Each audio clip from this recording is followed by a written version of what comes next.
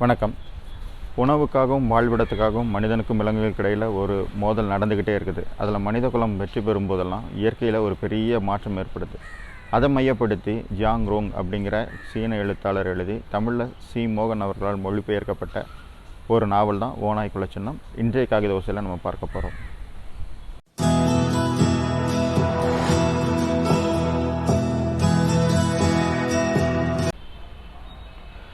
சீனா கம்யூனிசத்தின் பிடியில் போனதுக்கப்புறம் பல மாற்றங்கள் ஏற்படுது. அதில் ஒரு மாற்றமாக பீஜிங் பல்கலைக்கழக மாணவர்கள் மங்கோலிய மேய்ச்சல் நிலத்துக்கு அனுப்பப்படுறாங்க. அங்கே போய் அங்கே இருக்க மேய்ப்பர்களோட அவர்கள் ஆடு மாடு மேய்ப்பர்களாகவும் குதிரைகள் மேய்ப்பர்களாகவும் மாறுறாங்க. அந்த மேய்ச்சல் நிலத்தினுடைய தன்மையை அவங்க புரிஞ்சுக்கிறாங்க. ஓநாய் தான் அங்கே மேய்ச்சல் நிலத்தை பாதுகாக்கிறதுல பெரிய பங்கு வகிக்குது அப்படின்னு அவர்களுக்கு தெரியுது. அதனால் அந்த மேய்ப்பர்களுடைய குலச்சின்னமாக ஓநாய் இருக்குது. எப்படி அப்படின்னா, அந்த மேய்ச்சல் நிலத்தை பாதுகாக்கிறதுக்காக அங்கே வருகிற மான்களையும் எலிகளையும் மர்மோடுகளையும் அந்த ஓநாய்கள் வேட்டையாடுது. அதன் மூலம் அதோட எண்ணிக்கை கட்டுக்குள்ளே வைக்கப்படுது. அந்த ஓநாய்கள் எண்ணிக்கையில் பெருகும்போது இந்த மெய்ப்பர்கள் அந்த ஓநாய்களை வேட்டையாடுறாங்க. ஸோ அந்த இடத்துல எண்ணிக்கை சமநிலையில் எல்லா உயிரினங்களோட எண்ணிக்கையும் சமநிலையில் பராமரிக்கப்படுறதுனால அந்த மேய்ச்சல் இனமும் பாதுகாக்கப்படுது. அங்கே இருக்க ஆடு மாடுகளும் செழிப்பாக இருக்குது, குதிரைகளும் செழிப்பாக இருக்குது.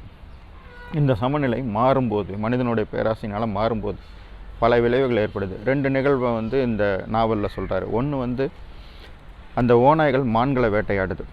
அந்த குளிர்காலத்தில் மான்களை வேட்டையாடுது. அளவுக்கு அதிகமான மான்களை வேட்டையாடுறது மூலம் அந்த குளிர்காலத்து பொருட்கள் பாதுகாக்கப்படுது. அந்த வேட்டையாடின மான்களை தன்னோட தேவைக்கு போக மீதிய பனிகளில் புதைத்து வைக்கிறது அந்த ஓநாய்கள். ஏன்னா இளவேநீர் காலத்தில் அதுக்கு உணவு கிடைக்காத போது புதைத்து வைத்த அந்த மான்களோட கறியை சாப்பிட்லான்னு. ஆனால் மனிதனோட பேராசையினால் அங்கே இருக்க மற்ற வேட்டையர்கள் போய் அந்த மான்களை எல்லாத்தையும் எடுத்துகிட்டு வந்துடுறாங்க. அப்போ இளவேநீர் காலத்தில் உணவு இல்லாத சூழ்நிலையில் அந்த ஓநாய்கள் என்ன பண்ணுது அப்படின்னா, இந்த மேய்ப்பர்களுடைய எல்லா குதிரைகளையும் அந்த கோபத்தில் எல்லா குதிரைகளையும் கொன்னுடுறது. இது ஒரு பெரிய திருப்பு முனையாக அமையுது. சீனாவிலிருந்து இராணுவமும் மற்ற வேட்டையர்களும் அனுப்பப்படுறாங்க.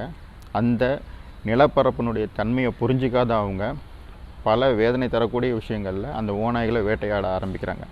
அந்த ஓநாய்களை மட்டும் வேட்டையாடாமல் அங்கே இருக்க காட்டுவாத்துகள், எலிகள், மர்மோடுகள் என்று அந்த மேய்ச்சல் நிலப்பரப்பை பாதுகாக்கிற மற்ற உயிரினங்களையுமே வேட்டையாட ஆரம்பிக்கிறாங்க. அதனால் உணவு சங்கிலியில் ஒரு பெரிய மாற்றம் ஏற்பட்டு அங்கே இருக்க பொருட்களுமே அழிந்து போகுது. இந்த மேய்ப்பர்களுடைய வாழ்வாதாரமே சிதைந்து போகுது.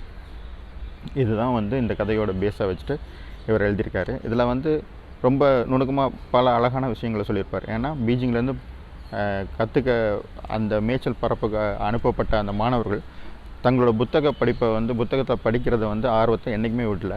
படித்ததை அங்கே இருக்க மேய்ப்பர்களோட, குறிப்பாக அந்த மேய்ப்பர்களுக்குள்ள தலைவனான பில்ஜி அப்படிங்கிற ஒரு முதியவரோட அவங்க பகிர்ந்துக்கிறாங்க. அந்த பில்ஜி அவங்களுக்கு பல விஷயங்களை கற்றுக் கொடுக்குறாரு ஓநாய்களை பற்றி. அது ஓநாய்கள் பால் அவர்களை ஈர்க்குது. இவங்களும் ஓநாய்கள் மேலே ஒரு பெரும் மதிப்பு வச்சுருக்காங்க.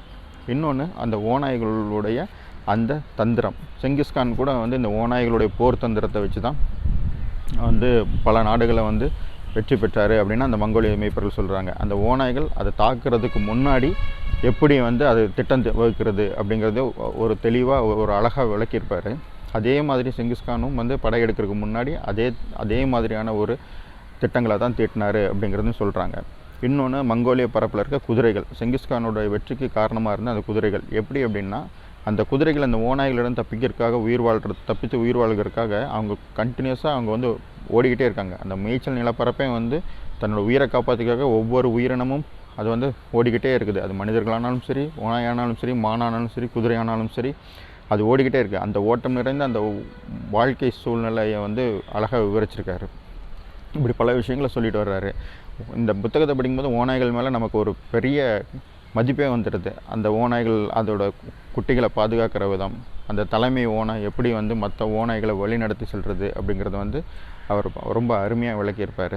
இன்னொரு முக்கியமான விஷயம் என்ன அப்படின்னா, இந்த சீனாவிலிருந்து வர்றவங்க எந்த விதமான கட்டுப்பாடுகளும் எந்த விதமான புரிதலும் இல்லாமல் அந்த மேய்ச்சல் நிலத்தில் அவங்களுடைய வேலைகளை ஆரம்பித்து செய்கிறாங்க. மேய்ச்சல் நில அழிவுக்கு காரணமாக இருக்காங்க.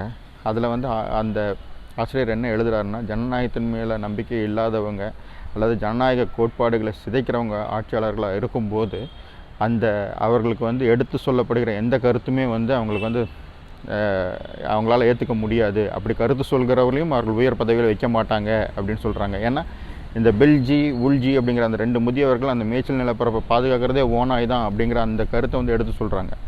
ஆனால் அது தலைமையில் இருக்கவங்க வந்து அதை வந்து எடுத்துக்க விரும்பவே இல்லை. ஏன்னா இந்த மாதிரி ஆலோசனை சொல்கிறவங்களும் அவங்கள நல்ல ஆலோசனை சொல்கிறவங்களும் அவங்களுக்கு பிடிக்கிறதே இல்லை.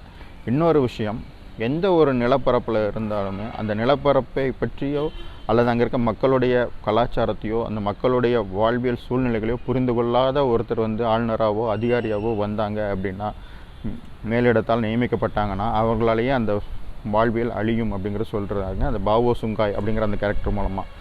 அவர் வந்து ஒரு விவசாய குடும்பத்தை சேர்ந்தவர், மேய்ச்சல் நிலத்தை பற்றி எந்த புரிதலுமே இல்லாதவர். அவர் வந்து விவசாய குடும்பத்தை கொண்டு வந்து அங்கே குடியமர்த்துறாரு. ஓநாய்களை அழித்து அவன் வந்து இங்கே இருக்க ஆடு மாடுகளை பாதுகாக்கலாம் அப்படின்னு அவர் நினைக்கிறாரு. அதனால் அங்கே இருக்கவங்களை கொண்டு வந்து குடியமர்த்துறாரு. இன்னும் சொல்லப்போனால் அங்கேருந்து அவங்களோட ஆட்களையே கொண்டு வந்து இந்த மேய்ச்சல் நிலப்பரப்பில் குடியமர்த்துறது மூலமாக மேய்ச்சல் நிலப்பரப்பை முற்றிலுமாக வந்து அழிக்கிறாங்க. அங்கே இருக்க காட்டுவாத்துக்கள், அன்னப்பறவைகள், இன்னும் பல விதமான பறவைகளை கொல்றது மூலமாக வந்து அந்த மேய்ச்சல் நிலத்துக்குரிய அந்த அழகியலையும் வந்து கெடுத்து அந்த வாழ்வையை சிதைக்கிறாங்க. ஸோ இதெல்லாமே வந்து இந்த புத்தகத்தில் ரொம்ப அருமையாக வந்து சொல்லியிருக்காங்க. மீண்டும் ஒரு புத்தகத்தின் காகித ஓசைகளோடு உங்களை சந்திக்கிறேன். நன்றி.